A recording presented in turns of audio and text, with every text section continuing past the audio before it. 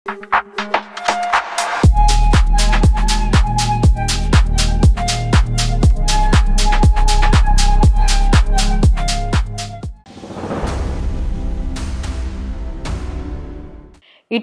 Online బెట్టింగ్లు ఎక్కువయ్యాయి. వీటి మాయలో పడి ఎంతో మంది ప్రాణాలు పోగొట్టుకుంటున్నారు. అయితే అలాంటి మోసాలపై అవగాహన పెంచేందుకు తాజాగా ఆర్టీసీ ఎండీ వీసీ సజ్జనార్ ఓ వీడియోను షేర్ చేశారు.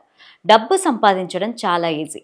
ఇంట్లో కూర్చొని ఆడుతూ పాడుతూ లక్షల్లో సంపాదించండి అంటూ వచ్చే ప్రకటనల పట్ల జాగ్రత్తగా ఉండాలంటూ హెచ్చరించారు. ఆశపడ్డంలో తప్పులేదు, కానీ అత్యాశ పనికిరాదని వార్నింగ్ ఇచ్చారు. 1000 రూపాయలు పెట్టుబడి పెట్టి చిటికలో ₹1,00,000 సంపాదించుకోవచ్చని చెబుతున్న ఈ వీడియో పూర్తిగా అబద్ధమని చెప్పారు.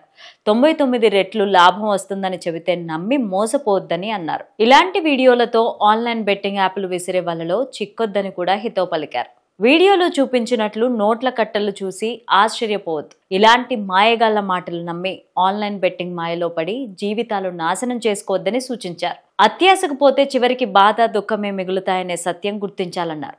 చేతులు కాలాక ఆకులు పట్టుకునే కన్నా ముందే జాగ్రత్తగా ఉండడం ఉత్తమమని వివరించారు.